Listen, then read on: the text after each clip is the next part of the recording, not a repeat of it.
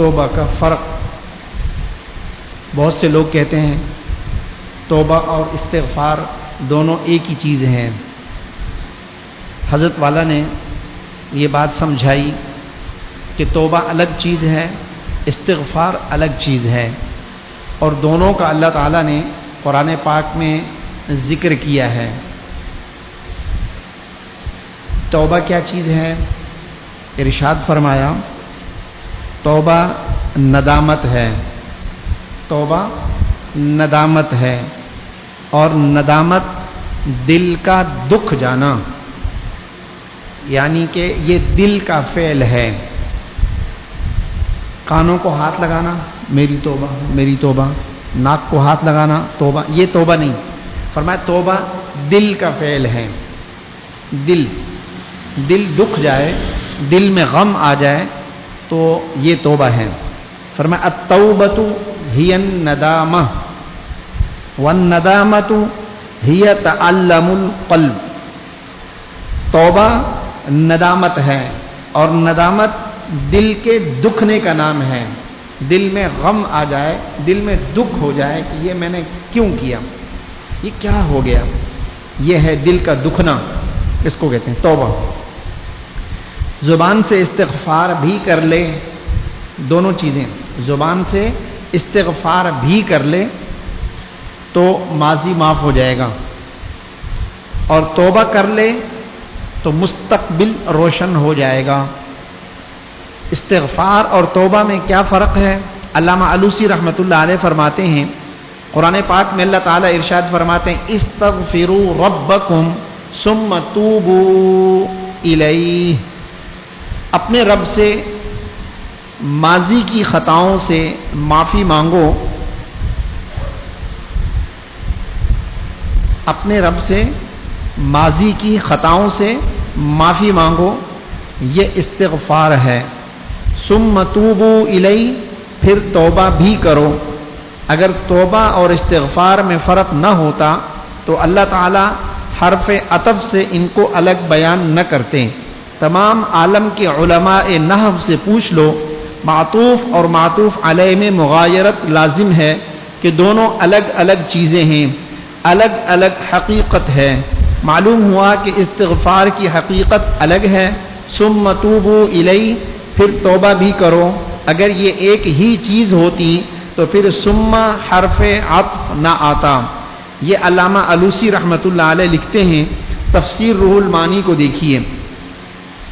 ان المراد بالاستغفار هنا التوبہ عما وقع من الذنوب بالتوبة، الاستغفار عما يقع منها بعد وقوعه، اي استغفروا ربكم من ذنوبكم التي فعلتموها ثم توبوا إليه من ذنوب تفعلونها. فكلمة ثم على ظاهرها من التراخي في الزمان. روح المعانی کی عبارت ہے، عربی زبان میں 15 جلدوں میں ہے. اس کی عربی بہت مشکل ہے، میں آج کل بیماری سے دیکھ بھی نہیں پاتا، لیکن میرا پرانا دیکھا ہوا حافظہ تو پرانا ہے، مگر اللہ تعالیٰ اس میں بھیک تازی دے دیتے ہیں. بھیک پرانی نہیں ہوتی، دیکھا ہوا تو پرانا مال ہے، مگر جب تقریر کرتا ہوں تو اس وقت تازی بھیک عطا ہوتی ہے، خوشبو محسوس ہوتی ہے، جیسے ابھی ابھی شامی کباب تلا ہوا خوشبو کے ساتھ گرما گرم مل رہا ہے. چنانچہ اس کے آثار کیف آپ میری تقریر اور ادائے اور تقریر بیان میں محسوس کر رہے ہوں گے. تو یہ ہے استغفروا ربکم، اپنے پالنے والے سے ماضی سے معافی مانگو کیونکہ ایسی خطا ہو گئی، لیکن آئندہ کے لیے ارادہ کر لو کہ اب دوبارہ اللہ کو ناراض نہیں کرنا. اس عزم کا نام توبہ ہے. ان یعزم عزما جازما اللہ یعود الیہ، عزم پکا کرو کہ اب دوبارہ اس گناہ کی طرف لوٹنا نہیں ہے. جو غلطی ہو چکی، جس سے معافی مانگی، آئندہ اے اللہ ہم آپ کو ناراض نہیں کریں گے، عزم جازم کافی ہے. ایک آدمی سے خطا ہو گئی، غلطی ہو گئی، اللہ تعالیٰ سے معافی مانگتا ہے، توبہ کرتا ہے. دو چیزیں، استغفار، ایک استغفار کرتا ہے، ٹھیک ہے، استغفار سے وہ جو گناہ پرانا تھا اللہ نے معاف کر دیا. نماز چھوڑ دی، ٹھیک، اللہ سے معافی مانگتا ہے کہ اللہ مجھ سے غلطی ہو گئی، نماز چھوٹ گئی، آپ مجھے معاف کر دیجئے، اور اب آئندہ میں وعدہ کرتا ہوں مر جاؤں گا، جان دے دوں گا، اب کوئی نماز نہیں چھوڑوں گا. یہ جو وعدہ کر رہا ہے نا کہ آئندہ، یہ توبہ ہے.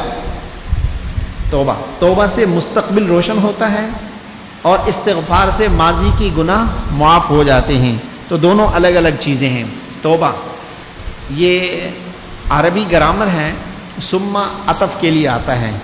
عطف یعنی کہ ایک بات جو ہے پہلے بیان ہوئی، اس کے بعد دوسری، بیچ میں ثم آ گیا. ثم کا مطلب یہ ہے کہ یہ الگ ہے، یہ الگ ہے. تو یہاں بھی اللہ تعالیٰ نے ثم توبوا الیہ، استغفروا ربکم ثم توبوا الیہ، اپنے رب سے استغفار کرو. ثم بیچ میں آیا، پھر کہا توبوا الیہ، توبہ کرو. تو اس کا مطلب یہ استغفار الگ چیز ہے، توبہ الگ چیز ہے. تو استغفار سے ماضی کے گناہ معاف ہوں گے اور توبہ نہیں کروں گا، اس کا نام توبہ ہے. تو اللہ تعالیٰ نے دونوں چیزوں کا حکم دیا ہے کہ استغفار بھی کرو، توبہ بھی کرو. اللہ تعالیٰ سے استغفار بھی کرو، توبہ بھی کرو، دونوں کام. استغفار کی بڑی برکت ہے. حدیث پاک میں آتا ہے من لزم الاستغفار جعل اللہ له من كل ضيق مخرجا ويرزقه من حيث لا يحتسب. جو آدمی استغفار کو لازم پکڑ لیتا ہے تو اللہ تعالیٰ اس کے لیے روزی کے لیے ایسے دروازے کھول دیتا ہے، ایسی جگہ سے اللہ اس کی روزی کا انتظام فرما دیتا ہے، اس کو خود کو بھی نہیں پتا ہوتا، اللہ دیتا ہے.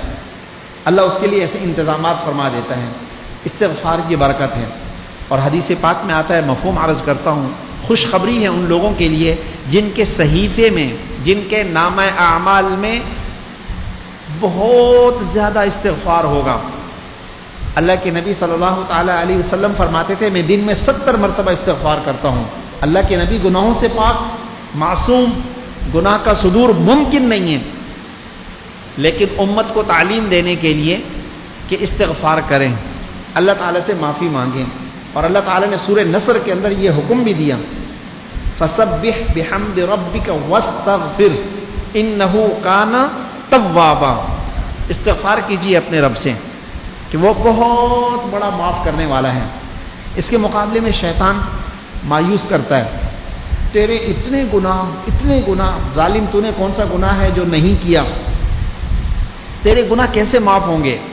تو تو مردود ہے، تو تو بس جہنمی ہے پکا، تیرے گناہوں کی بخشش نہیں ہوگی. دل میں وسوسے ڈالتا ہے، خیالات ڈالتا ہے. تو نے کتنی چرس بیچی ہے، تو نے کتنی شراب پی ہے، تو نے کتنی شراب بیچی ہے، کتنے تو نے دھوکے کیے ہیں، کتنے تو نے فراڈ کیے ہیں، تیری بخشش نہیں ہوگی، تو پکا جہنمی ہے. مایوس ہونے کی ضرورت نہیں ہے. بخاری کی روایت ہے، بنی اسرائیل میں